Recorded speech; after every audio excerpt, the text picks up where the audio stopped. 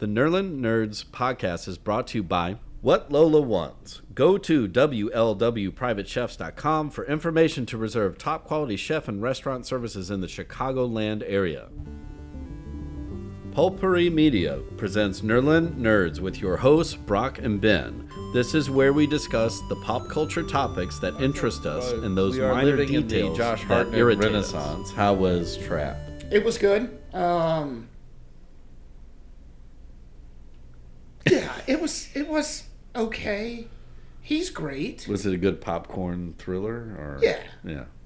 I I mean, That's all you can ask nothing for. to write home. I don't remember the big major twist at the end. I think Shamalama Ding Dong is he saves those for other movies now. I mean, there was one, but it wasn't anything. Nothing shocking. Nothing shocking. But the premise was solid. His daughter it's basically a Taylor Swift concert. Right, yeah. But her name's Raven something, and it's M. Night Shyamalan's kid. Not the same one that directed. I don't know, because I never saw her face of the one who directed that. I don't know. It could be. She's a decent actor, and apparently she's the one who's really singing. Oh, wow. So, I get all that. It was great, but it was a concert that the police set up to catch a serial killer. Oh, okay, so the whole thing's a ruse. Yes, exactly. But nobody knows that. Yeah. The singer does, because you find that out at the end. Like, she ultimately knows. Well, that makes sense. Yeah. But it was good. Josh Hartnett is he was good in this. He was like Ethan Hawke in the Black Phone. As the grabber. Yeah. He's not as sinister, but just like, I'm hanging out with my daughter at a concert, but I'm also trying to evade the cops. But shows like waves of craziness. Across his face. Yeah. But, it's just like subtle eye movements and smiling and not smiling. Yeah. Yeah, it's worth watching. It's like all of his movies. It wasn't trash. It wasn't, what's the movie with, the one where people fall out of the sky and shit? With one of the, God damn it. Marky Mark was in it. Oh, The Happening. Yes. Yeah. Wasn't that. No. That movie was bad. No, it's... I've always given M. Night Shyamalan always M. Night Shyamalan Ding Dong. Always. I always watch all of his movies. I liked Lady in the Water, and everybody hated that one, but I didn't mind it. Yeah, I didn't hate it. But yeah, The Happening was a little bad, too much. Bad. Yeah, and that he didn't work well with Mark Wahlberg. No, maybe it was just Mark Wahlberg. Yeah. Although the story was pretty bad too. Yeah. This one it's no Sixth Sense or The Village or Signs. Yeah. The way you look at his breakable universe is one thing. Yeah, I get why he finished it out, but if it was just Unbreakable blew my mind. Yeah, perfect. That's all I needed. But then he went with Split, and then Glass. Is that what the last one was? Yeah. Which was the full circle? He's the villain. Yeah. Glass was the villain.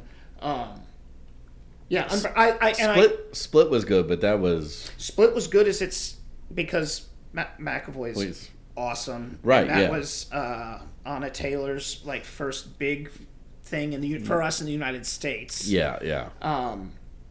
I liked it as a standalone. Like I said, he might have reached a little bit to try to tie everything together, but it made sense during the comic book era. Yeah. So, but watch it.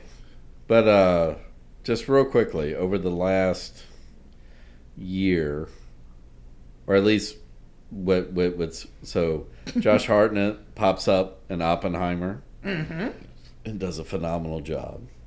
Say it. And then pops in as Frank and the Bear. Yep. We were trying to... Richie's soon-to-be best buddy who's marrying his ex-wife. his child's stepdad. Yeah. That's what I was trying to figure out the best way to put that. Yeah. But good Lord, you're gonna die. And then he's back in it's Hartnett always bothered me as a teen actor. Yeah, me too. Because he was like a little too deadpan, I think. Like everybody's like, who? Josh Hartnett? Yeah. Oh, he's got Pearl Harbor. Yeah, but now, like, I mean, because remember after that he did Sin City. Yeah. Like he tried to do something a little different. It worked, but it didn't. No, he should have. He's coming into his time. Like, right. He's getting roles that fit his timbre and his age and stuff like that. But you're right. Which always works for him. Yeah, that teen heartthrob. Yeah. Awkward stage afterwards. I can't even call him a teen hot throd. He was a hot throd. Wow, I've been listening to way too much Donald Trump. I'm gonna stop. Look at his schlong. Speaking of, real quick, I didn't mention earlier. Did you see him giving the microphone a blowjob? Yeah. He's on the ticket tomorrow. He is, yeah. Okay. So yeah, go see the movie. Switching gears to a more lighthearted, The Wild Robot was... I'm not going to go into details because watching it, just to watch it, will make you cry. But it's good. Look, did they score? But it's a great movie. DreamWorks, they are... Yeah, they got the...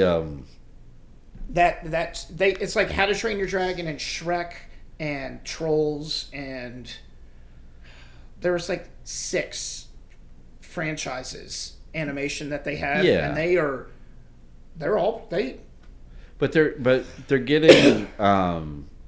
getting more and more interesting with their animation too. Yeah, because this isn't a normal animation either.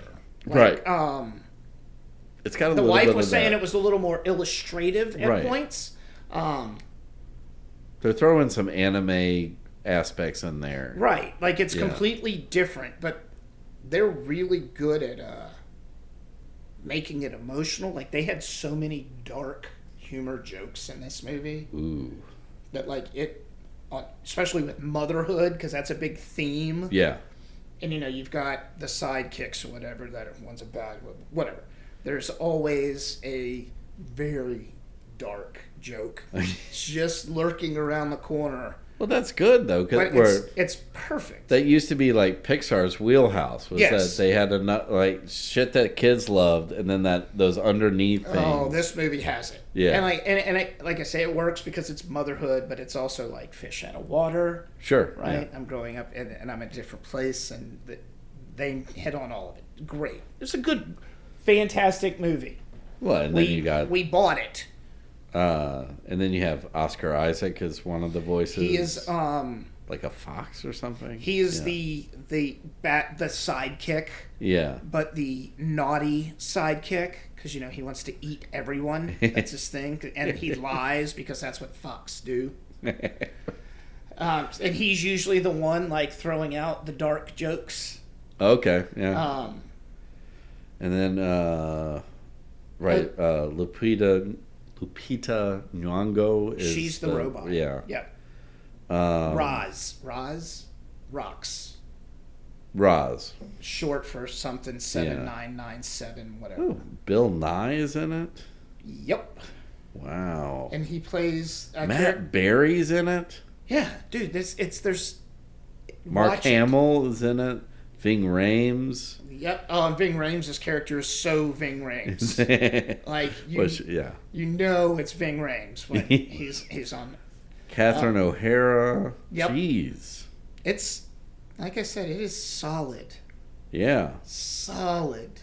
And a bunch of career voice actors too. Yeah. Like I said, DreamWorks, man, they know what they're doing. Yeah. Like they know their wheelhouse. And they did it once again. Oh wait, I said Oscar Isaac, Pedro Pascal. I knew what you meant. Yeah. I knew exactly. I did it to the wife last night. I knew what you meant. I got to see it because Matt Berry does a voice now.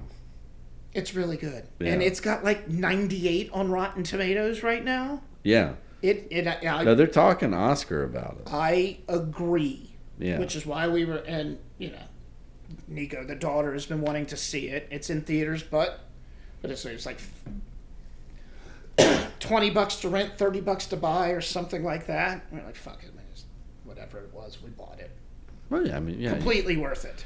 Yeah. You always need that one in the pocket when you need to work out some emotions. And traveling, it's on Apple now. It's part of our Apple library. So, yeah. Oh, I'll watch it. I can't watch it at work, unfortunately, because I'll be sobbing like a child at my desk.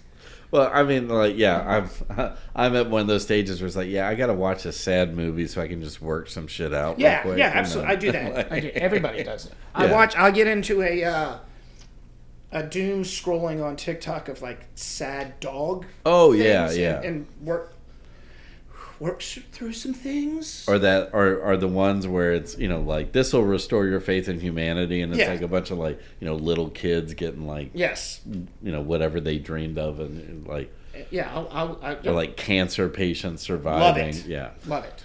Everybody needs a cleanse. Or I just go back and rewatch the audience reaction in Endgame of Captain America getting. Yep, me too. That gets me every single. Got me through the pandemic. Long Legs is available for rent. I don't know if I need to watch that one again. I want to so good. There's a few things like Deadpool's out there. Yeah. We'll get to eventually. So, all right. Yeah. Tell me about Agatha. Did you finish? No, not yet. I'm like an episode and a half from the end. Okay, but, Lady Death? I'm not there yet. Okay. Yeah, but I mean, like overall. Oh, right, because they're doing like 9 episodes. Right. Huh? Okay. Slow start, but I like the buddy team up idea, and I mean, I like Catherine Hahn a lot. Yeah. So. And she's got, still has, much like in Step Brothers and movies like that, like her just like little deadpan asides, like and then like walks off camera. Yep. So, but I like the cast is good. Is it a slog to get through the first 3 or 4 episodes? Really? I mean, there are people who just blast it. Man, I don't give a fuck. I'd say like the first 2 are a little. So if we can get through those. Yeah, and then it kind of picks up, but yeah, like, and I mean, there's one. I will say this: there's for me, there's one eye roll episode, and there it has to do with the Asian actress that they have, and it's her character's backstory, and her mom was like they presented as she part of that coven. Yeah, but it was like her mom was like a late 60s superstar, like singer, and she sang this song about the Witch's Road.